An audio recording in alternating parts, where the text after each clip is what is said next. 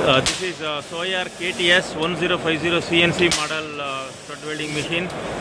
It will move horizontally as well as vertically. It is a dual head machine, and in this one we have two types of heads we are fixing.